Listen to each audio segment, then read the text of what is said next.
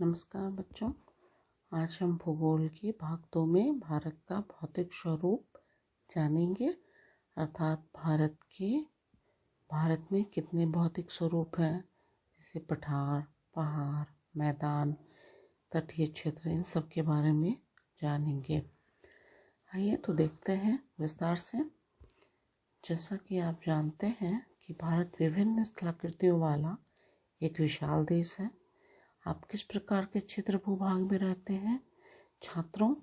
कोई आप पठारी क्षेत्र में रहते होंगे, कोई पहाड़ी क्षेत्र से होंगे, है ना, हमारे गांव होंगे ना, कोई मैदानी क्षेत्र से होंगे।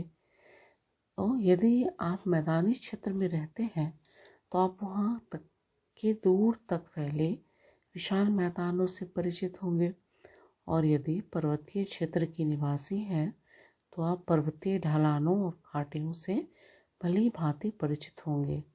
वास्तव में हमारे देश में हर प्रकार की भू आकृतियाँ पाई जाती हैं, जैसे पर्वत, मैदान, मरुस्थल, पठार तथा द्वीप समूह। हमारा भारत एक ऐसा देश है जो विविधताओं का देश है। हमारे देश में सारी स्थलाकृतियाँ, पर्वत, पठार, मैदान सारे पाए जाते हैं। भारत की भूमि बहुत अधिक भौतिक विभिन्नताओं को दर्शाती है। भूगर्भीय तौर पर प्रायद्वीपीय पठार पृथ्वी की सतह का प्राचीनतम भाग है। इसे भूमि का एक बहुत ही स्थिर भाग माना जाता था, परंतु हाल के भूकंपों ने इसे गलत साबित कर दिया। हिमालय एवं उत्तरी मैदान हाल में बनी स्थलाकृतियाँ हैं। हमने पढ़ा था ना पाठ 1 में, नवीनतम वलित पर्वत।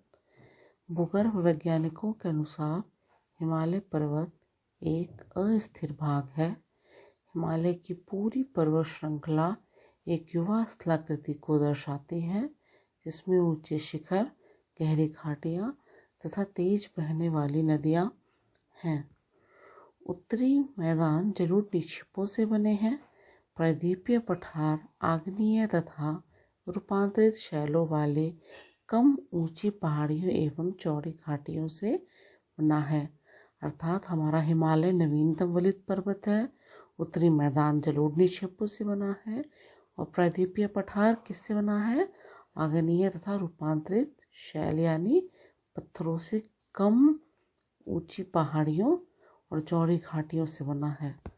आइए छात्रों, मुख्य भौगोलिक वितरण देखते हैं। भारत की भौगोलिक आकृतियों को निम्नलिखित वर्गों में विभाजित किया जा सकता है: हिमालय पर्वत श्रृंखला, उत्तरी मैदान, प्रायद्वीपीय पठार, भारतीय मरुस्थल, तटीय मैदान और द्वीप समूह। हिमालय पर्वत भारत की उत्तरी सीमा पर विस्तृत हिमालय भूगर्भीय रूप से युवा एवं बनावट के दृष्टिकोण से वलित पर्वत श्रृंखला है। वलित यानी फोल्ड। ये पर्वत श्रृंखलाएं पश्चिम पूर्व दिशा में सिंधु से लेकर ब्रह्मपुत्र तक फैली हैं। हिमालय विश्व की सबसे ऊंची पर्वत श्रेणी है और एक अधिक असम अवरोधों में से एक है। ये 2400 किलोमीटर की लंबाई में फैले एक अर्धवृत्त का निर्माण करते हैं। इसकी चौड़ाई कश्मीर में 400 किलोमीटर एवं अरुणाचल प्रदेश में 150 किलोमीटर है। इससे क्या पता चलता है? ये उत्तर से पूर्व की ओर संकरी होते गई है। पश्चिमी भाग की अपेक्षा पूर्वी भाग की ऊंचाई में अधिक विविधता पाई जाती है। अच्छा, पूर्वी भाग में जो हिमालय के भाग हैं, चोटियां हैं, उनमें अधिक विविधता, ऊंचाई पाई जाती है। अपने पूरे देशांतरीय विस्तार के साथ हिमालय को 3 भागों में बांट सकते हैं। इन श्रृंखलाओं के बीच बहुत अधिक संख्या में घाटियाँ पाई जाती हैं। सबसे उत्तरी भाग में स्थित श्रृंखला को महान या आंतरिक हिमालय या हिमाद्री कहते हैं। यह सबसे अधिक शरद श्रृंखला है, यानी यहाँ पे कॉन्टिन्यूअस माउंटेन आपको मिलते हैं, सतत श्रृंखला में पहाड़ मिलते हैं, जिसमें 6000 मीटर की औसत ऊंचाई वाले सर्वाधिक ऊंचे शिखर हैं। मतलब इसमें सबसे ऊंचे ऊंचे शिखर हैं। ठीक है, आंतरिक हिमालय में या महान हिमालय में या हिमाद्री जिसे कहते हैं। इसमें हिमालय के सभी मुख्य शिखर हैं। देखिए मुख्य शिखर कौन कौन से हैं। हिमालय के ऊंचे शिखर माउंट एवरेस्ट नेपाल में 8,848, कंचनजंगा भारत 8,598, मकालू नेपाल में है 8,481, धौलागिरी नेपाल में है 8,172, नागा पर्वत भारत में है 8,126, अन्नपूर्णा नेपाल में है 8,078, नंदा देवी भारत में है 7,817, कॉमेट भारत में है 7,756, नामचा बड़ुआ भारत में है 7,756, गरुला मंदाता नेपाल में है 7,728। ये मुख्य पर्वत हुए जो हिमाद्री या फिर मध्य आंतरिक हिमालय या फिर महान हिमालय के हैं। महान हिमालय के वलय की प्रकृति असममित है। हिमालय के इस भाग का क्रोड ग्रेनाइट का बना है। हिमालय का ये जो भाग है वो क्रोड ग्रेनाइट का बना है। यह श्रृंखला हमेशा बर्फ से ढकी रहती है तथा इससे बहुत सी हिमानिया का प्रवाह होता है। महान हिमालय में पाई जाने वाले हिमानियों तथा दर्रों के नाम आप याद करें। हिमाद्री की दक्षिण में स्थित श्रृंखला सबसे अधिक असम है एवं हिमालय या निम्न हिमालय के नाम से जानी जाती है। इन श्रृंखलाओं का निर्माण मुख्यतः अत्यधिक संपीड़ित तथा पर्वत शैलों से हुआ है। इनकी ऊंचाई 3,700 मीटर से 4,500 मीटर के बीच तथा औसत चौड़ाई 50 किलोमीटर है, जबकि पीर पंजाल श्रृंखला सबसे लंबी तथा सबसे महत्वपूर्ण श्रृंखला है। धौलाधर एवं महाभारत श्रृंखलाएं भी महत्वपूर्ण हैं। इसी श्रृंखला में कश्मीर की घाटी तथा हिमाचल के कांगला एवं कुल्लू की घाटियां स्थित हैं। इस क्षेत्र को पहाड़ी नगरी के लिए जाना जाता है। ठीक है, दक्षिण में जो स्थित श्रृंखला है वो पहाड़ों की नगरी के लिए जाना जाता है।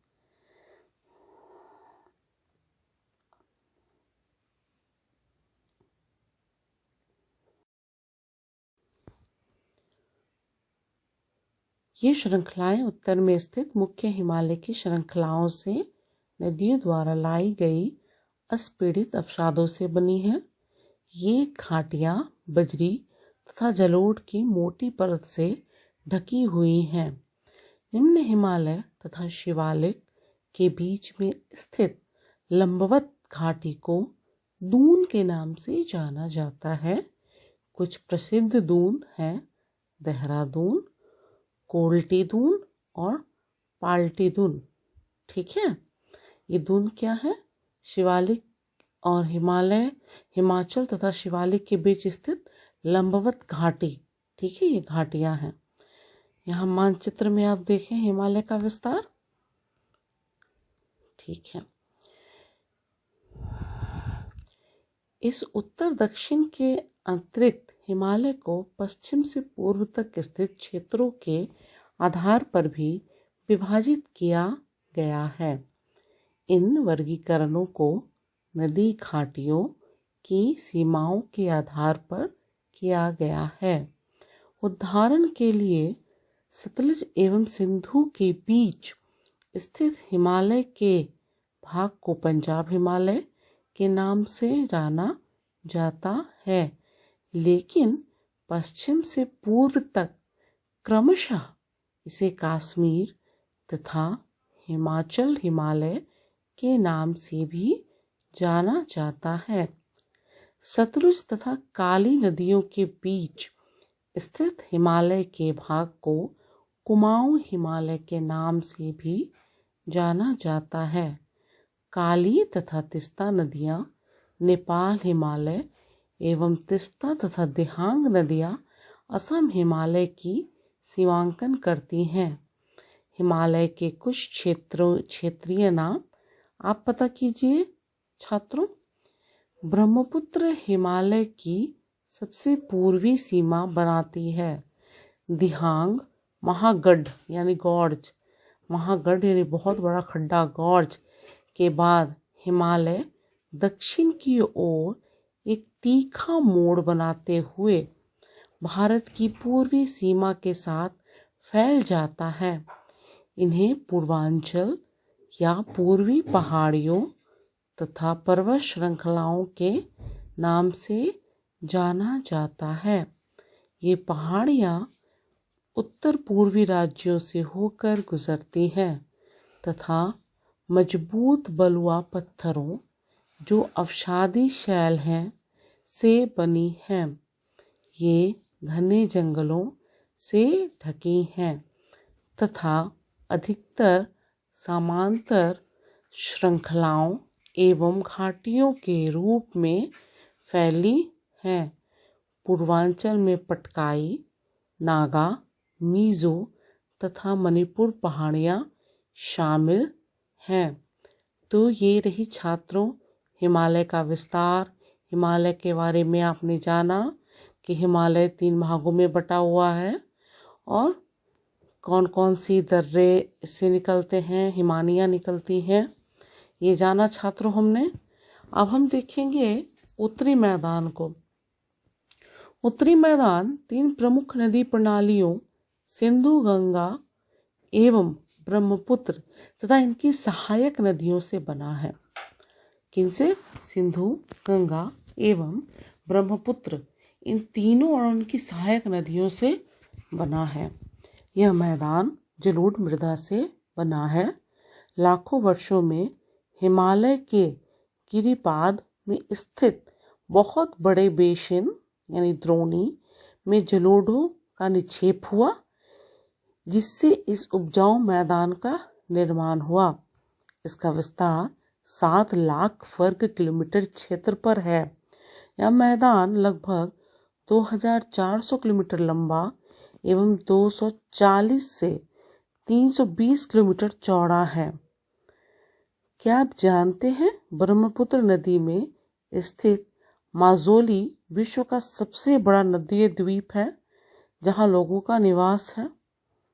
माजुली जो है विश्व का सबसे बड़ा नदीय द्वीप है। तो ये 320 किलोमीटर चौड़ा है।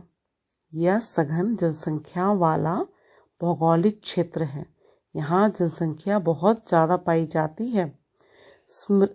समृद्ध मृदा आवरण, पर्याप्त पानी की उपलब्धता एवं अनुकूल जलवायु के कारण कृषि की दृष्टि से यह भारत का अत्यधिक उत्पादक क्षेत्र है। उत्तरी पर्वतों से आने वाली नदियाँ निक्षेपण कार्य में लगी हैं।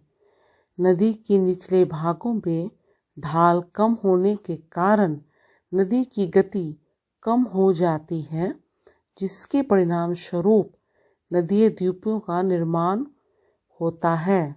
ये नदियाँ अपने निचले भाग में एक गाद एकत्र हो जाने के कारण बहुत सी धाराओं में बढ़ जाती हैं। इन धाराओं को वितरिकाएं कहा जाता है। क्या आप जानते हैं दोआब का अर्थ है 2 नदियों के बीच का भाग। दोआब 2 शब्दों से मिलकर बना है, 2 तथा आब अर्थात पानी।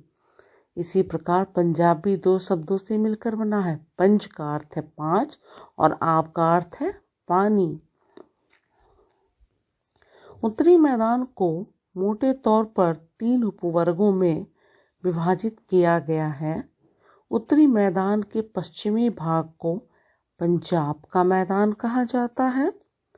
सिंधु तथा इसकी सहायक नदियों के द्वारा बनाए गए इस मैदान का बहुत बड़ा भाग पाकिस्तान में स्थित है। सिंधु तथा इसकी सहायक नदियाँ झेलम, चेनाब, रावी, व्यास तथा सतलुज हिमालय से निकलती हैं।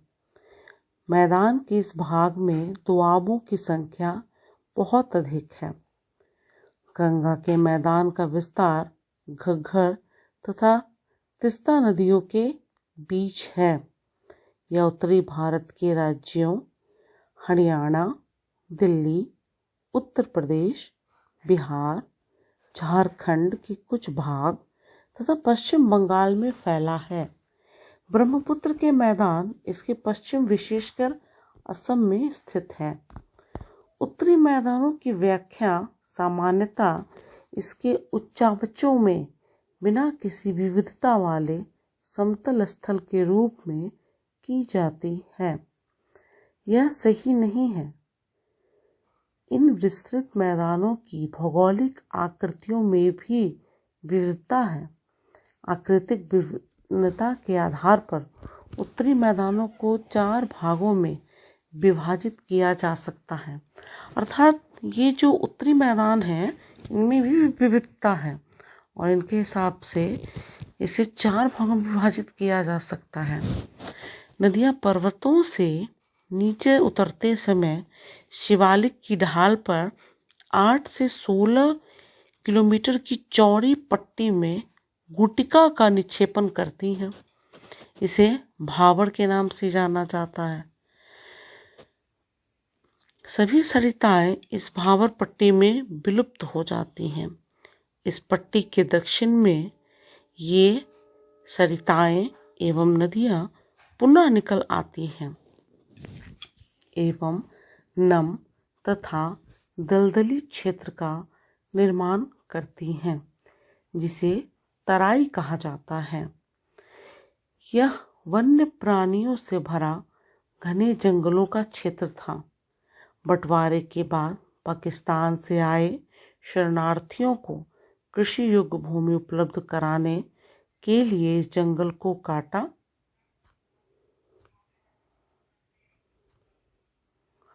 काटा जा चुका है। इस क्षेत्र के दुधवा राष्ट्रीय पार्क की स्थिति ज्ञात कीजिए। उत्तरी मैदान का सबसे विशालतम भाग पुराने जलोढ़ का बना है। वे नदियों के बाढ़ वाले मैदान के ऊपर स्थित हैं तथा वेदिकाएं जैसी आकृति प्रदर्शित करते हैं। इस भाग को भांगर के नाम से जाना जाता है। इस क्षेत्र की मृदा में चूनेदार निक्षेप पाए जाते हैं, जिसे स्थानीय भाषा में कंकड़ कहा जाता है। बाढ़ वाले मैदानों के नए तथा युवा निक्षेपों को खादर कहा जाता है। इसका लगभग प्रत्येक वर्ष पुनर्निर्माण होता है, इसलिए ये उपजाऊ होते हैं तथा गहन खेती के लिए आदर्श होते हैं। तो छात्रों, हमने जाना खादर और बांगर। खादर नवीन जलोढ़ मृदा और बांगर पुरानी जलोढ़ मृदा जिसमें चूनेदार निक्षेप पाए जाते हैं। आइए प्रायद्वीपीय पठार को देखते हैं। प्रायद्वीपीय पठार एक मेज की आकृति वाला स्थल है। देखिए चित्र 2 में देखिए प्रायद्वीपीय पठार जो पुराने क्रिस्टलीय, आग्नेय तथा रूपांतरित शैलों से बना है। हमने पहले भी जाना कि ये क्रिस्टलीय, आग्नेय तथा रूपांतरित पत्थरों से बना है। यह गोंडवाना भूमि के टूटने एवं अपवाह के कारण बना था तथा यही कारण है कि यह प्राचीनतम भूभाग का एक हिस्सा है। इस पठारी भाग में चौड़ी तथा छिछली घाटियाँ एवं गोलाकार पहाड़ियाँ हैं।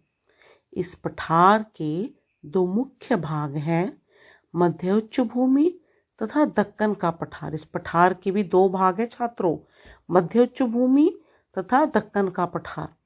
नर्मदा नदी के उत्तर में प्रायद्वीपीय भारत का वह भाग जो कि मालवा के पठार के अधिकतर भागों पर फैला है, उसे मध्य उच्च भूमि के नाम से जाना जाता है। विंध्य श्रृंखला दक्षिण में सतपुरा श्रृंखला तथा उत्तर पश्चिम में अरावली से घिरी है। पश्चिम में यह धीरे धीरे राजस्थान के बलुई तथा पथरीले मरुस्थल से मिल जाता है। इस क्षेत्र में बहने वाली नदियां चंबल, सिंध, बेतवा तथा केन दक्षिण पश्चिम से उत्तर पूर्व की तरफ बहती हैं। इस प्रकार वे इस क्षेत्र के ढाल को दर्शाती हैं। मध्य उच्च भूमि पश्चिम में चौड़ी लेकिन पूर्व में संकीर्ण है। इस पठार के पूर्वी विस्तार को स्थानीय रूप से बुंदेलखंड तथा बघेलखंड के नाम से जाना जाता है। इसके और पूर्व के विस्तार को दामोदर नदी द्वारा अववाहित छोटा नागपुर पठार दर्शाता है। दक्षिण का पठार एक त्रिभुजाकार भूभाग है जो नर्मदा नदी के दक्षिण में स्थित है। उत्तर में इसके चौड़े आधार पर सतपुड़ा की श्रृंखला है, जबकि महादेव, कैमूर की पहाड़ी तथा मैकाल श्रृंखला इसके पूर्वी विस्तार हैं। भारत के भौतिक मानचित्र पर इन पहाड़ी एवं श्रृंखलाओं की स्थिति को ज्ञात करें। दक्षिण का पठार पश्चिम में ऊंचा एवं पूर्व की ओर कम ढाल वाला है। इस पठार का एक भाग उत्तर पूर्व में भी देखा जाता है, जिसे स्थानीय रूप से मेघालय कार्बी एंगलोंग पठार, जिसे उत्तर कचाड़ पहाड़ी के नाम से जाना जाता है। यह एक भ्रंश के द्वारा छोटा नागपुर पठार से अलग हो गया है। पश्चिम से पूर्व की ओर 3 महत्वपूर्ण श्रृंखलाएं गारो, खासी तथा जयंतिया हैं। दक्षिण के पठार के पूर्वी एवं पश्चिमी सिरे पर क्रमशः पूर्वी तथा पश्चिमी घाट स्थित हैं। पश्चिमी घाट पश्चिमी तट के समानांतर स्थित हैं। वे सतत हैं तथा उन्हें केवल दर्रों के द्वारा ही पार किया जा सकता है। भारत के भौतिक मानचित्र में थाल घाट, भोर घाट तथा पाल घाट की स्थिति ज्ञात करें। पश्चिमी घाट पूर्वी घाट की अपेक्षा ऊंचे हैं। ये श्रृंखलाएं उत्तर में स्थित मुख्य हिमालय की श्रृंखलाओं से नदियों द्वारा लाई गई अस्पीड़ित अवसादों से बनी है। ये घाटियां बजरी तथा जलोढ़ की मोटी परत से ढकी हुई हैं।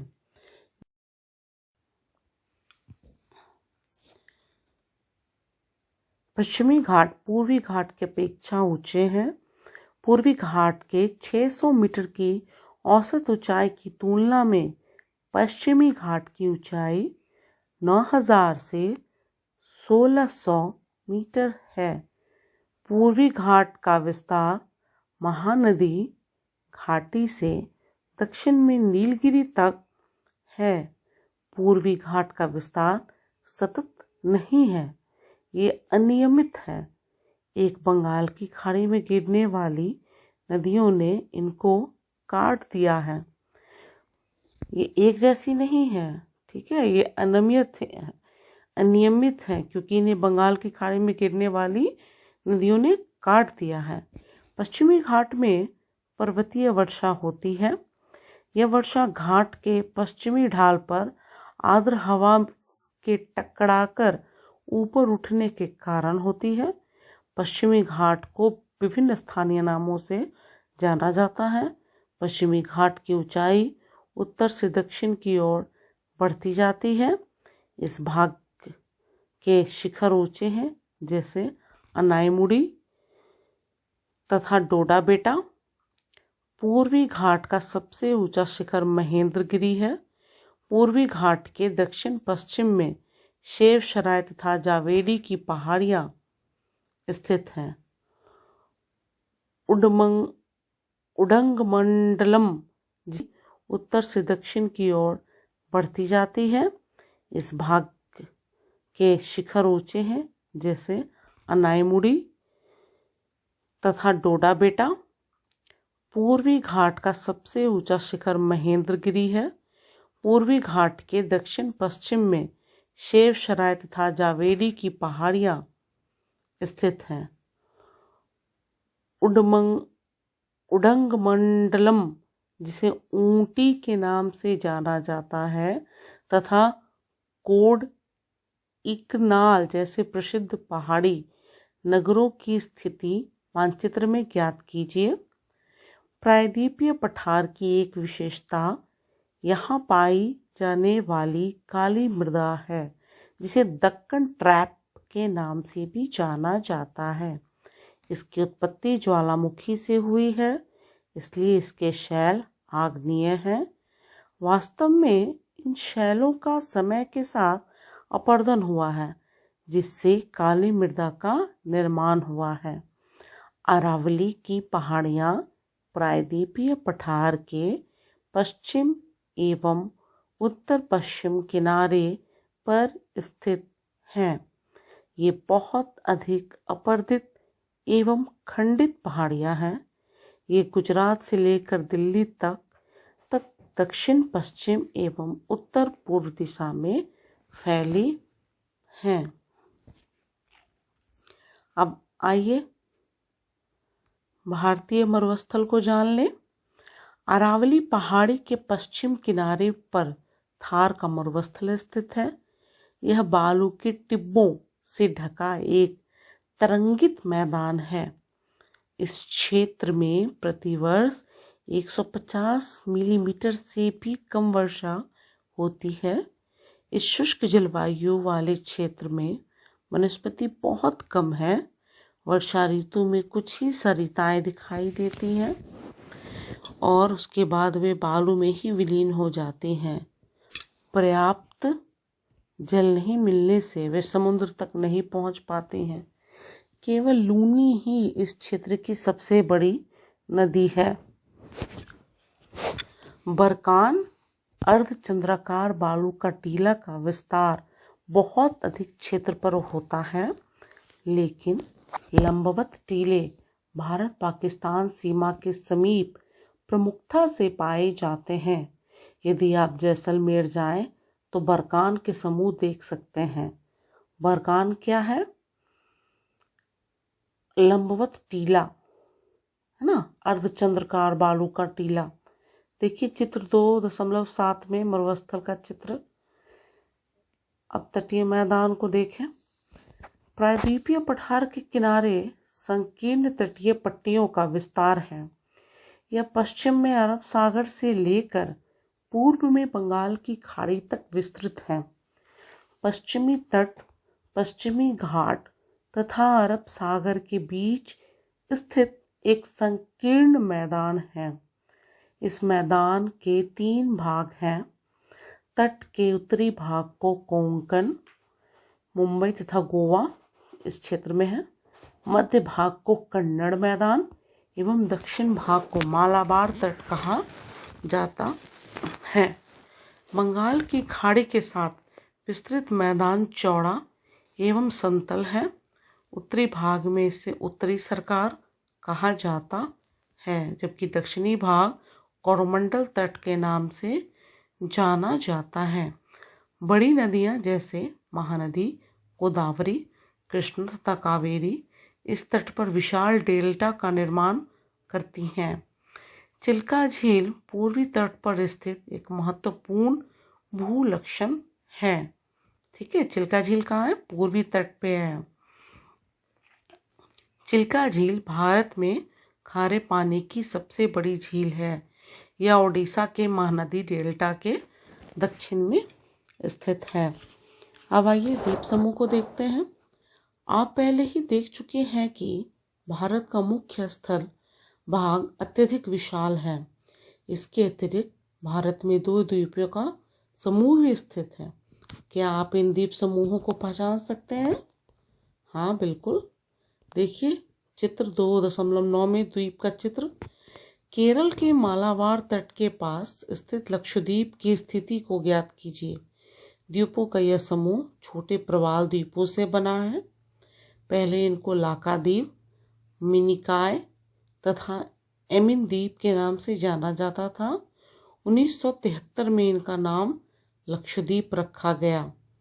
तो ये किन किन नामों से जाना जाता था? लाका द्वीप, मिनिकॉय तथा एमिन द्वीप। यह 32 वर्ग किलोमीटर के छोटे से क्षेत्र में फैला है। कवरत्ती द्वीप लक्षद्वीप का प्रशासनिक मुख्यालय है। इस द्वीप समूह पर पादप तथा जंतुओं के बहुत से प्रकार पाए जाते हैं, अर्थात वेजिटेशन पाए जाते हैं। पिटली द्वीप, जहाँ मनुष्य का निवास नहीं है, वहाँ एक पंछी अभयारण्य है पिटली द्वीप में, जो कहाँ है? लक्षद्वीप में। अब बंगाल की खाड़ी में उत्तर से दक्षिण के तरफ फैले द्वीपों की श्रृंखला की ओर ध्यान दीजिए। ये अंडमान एवं निकोबार द्वीप हैं। यह द्वीप समूह आकार में बड़े संख्या में बहुल तथा बिखरे हुए हैं। यह द्वीप समूह मुख्यतः 2 भागों में बांटा गया है, उत्तर में अंडमान तथा दक्षिण में निकोबार। यह माना जाता है कि यह द्वीप समूह निम्नलिखित पर्वत श्रेणियों के शिखर हैं। यह द्वीप समूह देश की सुरक्षा के लिए बहुत महत्वपूर्ण है। इन द्वीप समूहों में पाए जाने वाले पादप एवं जंतुओं में बहुत अधिक विविधता है। ये द्वीप विषुववृत्त के समीप स्थित है एवं यहाँ की जलवायु विषुवतीय तथा घने जंगलों से आच्छादित है। भारत का एकमात्र सक्रिय ज्वालामुखी अंडमान तथा निकोबार द्वीप समूह बैरन द्वीप पर स्थित है। विभिन्न भू आकृतियों विभागों का विस्तृत विवरण प्रत्येक विभाग की विशेषताएं स्पष्ट करता है, परंतु यह स्पष्ट है कि ये विभाग एक दूसरे के पूरक हैं और वे देश को प्राकृतिक संसाधनों में समृद्ध बनाते हैं। उत्तरी पर्वत जल एवं वनों के प्रमुख स्रोत हैं। उत्तरी मैदान देश के अन्न भंडार हैं। इनसे प्राचीन सभ्यताओं के विकास को आधार मिला। पठारी भाग खनिजों के भंडार हैं, जिसमें देश के औद्योगिकरण में विशेष भूमिका निभाई है। तटीय क्षेत्र मत्स्य और पोत संबंधी क्रियाकलापों के लिए उपयुक्त स्थान है। इस प्रकार देश की विविध भौतिक आकृतियां भविष्य में विकास की अनेक संभावनाएं प्रदान करती हैं। उम्मीद है आपको पाठ अच्छे से समझ आया होगा। धन्यवाद। आइए प्रश्न उत्तर करते हैं। प्रश्न 1, निम्नलिखित विकल्पों के सही उत्तर चुनिए। 1, एक स्थलीय भाग जो 3 ओर से समुद्र से घिरा हो, क्या कहते हैं? उत्तर होगा ग, द्वीप।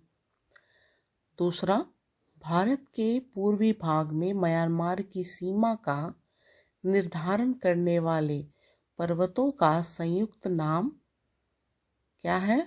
उत्तर होगा ग, उत्तराखंड।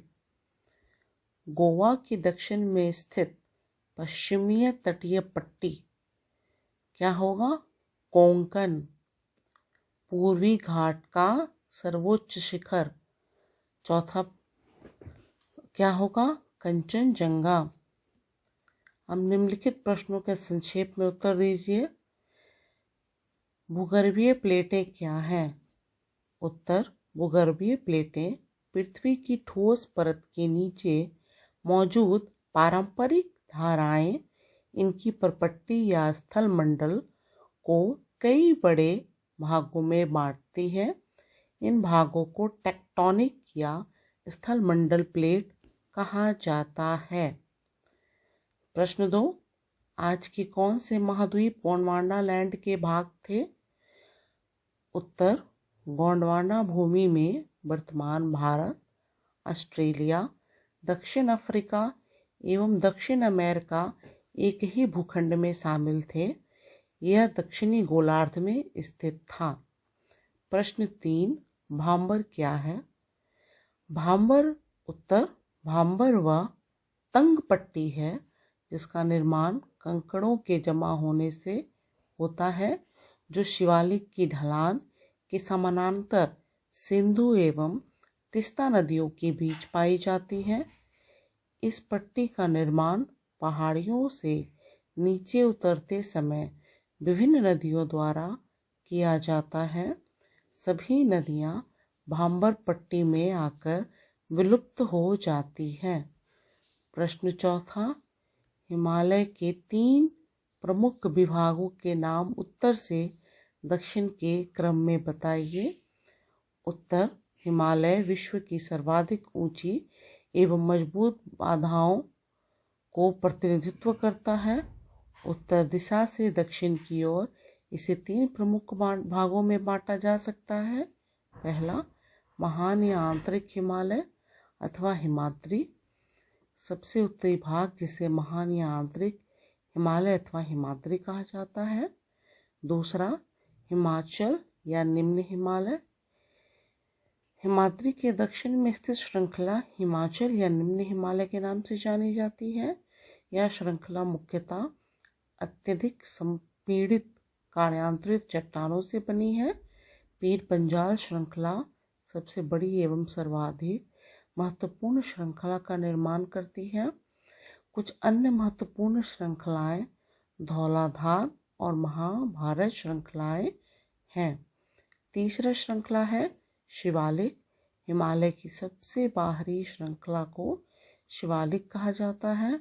यह गिरिपद श्रृंखला है तथा हिमालय के सबसे दक्षिण भाग का प्रतिनिधित्व करती है। अरावली और विंध्य की पहाड़ियों में कौन सा पठार स्थित है? उत्तर, मालवा का पठार। प्रश्न 6, भारत के उन द्वीपों के नाम बताइए जो प्रवाल भित्ति के हैं। उत्तर, लक्षद्वीप समूह। प्रश्न 3, निम्नलिखित में अंतर स्पष्ट कीजिए। अपसारी तथा अभिसारी भूगर्भीय प्लेटें। तो पहला अपसारी तथा अभिसारी भूगर्भीय प्लेटें देखते हैं। पहले अपसारी भूगर्भीय प्लेट देखते हैं। वे प्लेटें जो एक दूसरे की ओर आती हैं तथा अपसारी परिसीमा का निर्माण करती हैं, उन्हें अपसारी भूगर्भीय प्लेट कहा जाता है। अभिसारी भूगर्भीय प्लेटें वे प्लेटें जो एक दूसरे से दूर जाती हैं तथा अपसारी परिसीमा का निर्माण करती हैं, उन्हें अभिसारी भूगर्भीय प्लेट कहा जाता है। बांगड़ और खादर। पहला अंतर, बांगड़ पुरानी जलोढ़ मृदा होती है। दूसरा अंतर, यह मृदा नदी के बेसिन से दूर पाई जाती है। तीसरा, यह भूमि कम उपजाऊ होती है तथा खेती के लिए आदर्श नहीं है। खादर, नई जलोढ़ को खादर कहा जाता है। यह मृदा नदी के बेसिन के पास पाई जाती है। तीसरा, यह मृदा बहुत उर्वर होती है तथा कृषि के लिए आदर्श मानी जाती है। पूर्वी तथा पश्चिमी घाट में अंतर। पूर्वी घाट प्रायद्वीपीय भारत की पूर्वी भुजा का निर्माण करती है।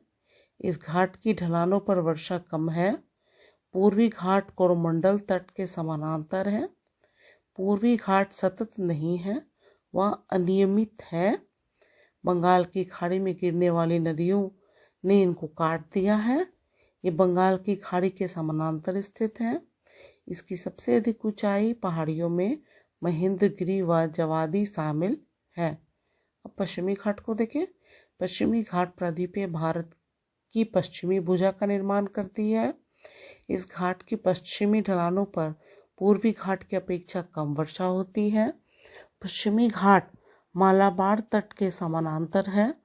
वे सतत हैं तथा इनको केवल दर्रों के द्वारा ही पार किया जा सकता है। ये अरब सागर के समानांतर स्थित है। इनकी सबसे अधिक ऊंची चोटियों में अनाईमुड़ी एवं डोडा बेट्टा शामिल है। प्रश्न 4, बताइए हिमालय का निर्माण कैसे हुआ था? उत्तर दक्षिण गोलार्ध के विशाल महाद्वीप का काल्पनिक नाम गोंडवाना भूमि है। ऐसा माना जाता है कि लाखों वर्ष पहले भारत एक बड़े महाद्वीप गोंडवाना भूमि का भाग था। सबसे प्राचीन भूखंड गोंडवाना भूमि का हिस्सा था। वर्तमान ऑस्ट्रेलिया, दक्षिण अफ्रीका एवं दक्षिण अमेरिका भी इसी भूखंड में शामिल थे। यह दक्षिणी गोलार्ध में स्थित था। संवहनीय धाराओं के कारण इसकी भूप्रपट्टी कई टुकड़ों में टूट गई, जिसे इंडो ऑस्ट्रेलियाई प्लेट गोंडवाना लैंड से अलग होकर उत्तर की ओर सरक गई। प्लेट विवर्तन सिद्धांत के अनुसार भूप्रपट्टी पहले एक ही विशालकाय महाद्वीप था, जिसे पैंजिया कहा जाता था। उत्तरी भाग में अंगारा भूमि थी। दक्षिण भाग में गोंडवाना भूमि। भूप्रपट्टी के नीचे मौजूद पिघले हुए पदार्थ ने भूप्रपट्टी तथा लिथोस्फीयर को कई बड़े टुकड़ों में बांट दिया, जिन्हें लिथोस्फीयर या टेक्टोनिक प्लेट कहा जाता है। जो सादी चट्टान टक्कर के कारण वलित होकर इकट्ठे हो गए, उन्हें टेथिस के नाम से जाना जाता है। गोंडवाना भूमि से अलग होने के बाद इंडो ऑस्ट्रेलियाई प्लेट उत्तर में यूरेशियन प्लेट की ओर खिसक गई। यह दो प्लेटों में टकराव का कारण बना और इस टकराव के कारण टेथिस की अवसादी चट्टानें वलित होकर पश्चिमी एशिया की पर्वतीय श्रृंखला तथा हिमालय के रूप में उभर गईं। ठीक है, प्रश्न 5 देखते हैं। भारत के प्रमुख भूआकृतिक विभाग कौन से हैं? हिमालय क्षेत्र तथा प्रायद्वीपीय पठार के उच्चावच लक्षणों में क्या अंतर है?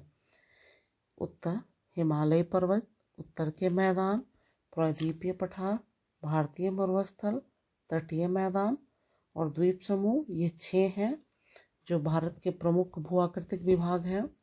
अब हिमालयी क्षेत्र तथा प्रायद्वीपीय पठार के उच्चावच लक्षणों में अंतर जानते हैं।